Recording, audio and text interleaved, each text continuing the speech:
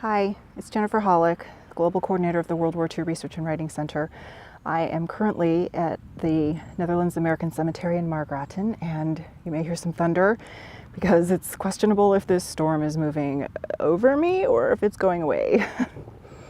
But I wanted to introduce you to an unknown soldier. He is in the very last row. If you walk in and you go all the way to the back, I'll have to look up his exact coordinates so I can post that. But the first time I was back here at the end of 2016 and we touched the grave, there was a lot of energy to it, very angry energy, and that made me want to know who was potentially buried here. So I asked for the X-file number in the office, and I got that, and within about a day or so, a friend of mine gave me the X-file, and then I was able to get also the IDPF of who they thought it was. And Graves Registration almost identified the soldier laying here as John Gordon, who lived 30 minutes from me in Winnetka, Illinois. They identified him all except for one tooth, and he had no Army dental records, which was interesting. At least they couldn't find any when Graves Registration requested them, and he had no civilian dental records. And his wife, or his widow, and his mother told Graves Registration, if you can't positively identify him, then we don't want to hear from you again. So here he is, and he was not very happy. And when I visited him last Memorial Day, he was not very happy. He would really like to be named and, remembered.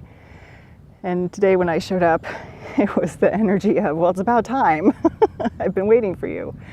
So I did write about John Gordon on my website at the end of 2016. If you go to the World War II Research and Writing Center, you can look at that article. Just search the website for Gordon and it will show up.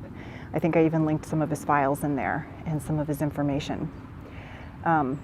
So when you're researching for those IDPFs, really pay attention to the evidence in there about how the soldiers were identified, because even in my own family, my Winkler family, they didn't think that the remains that came home were Frank's.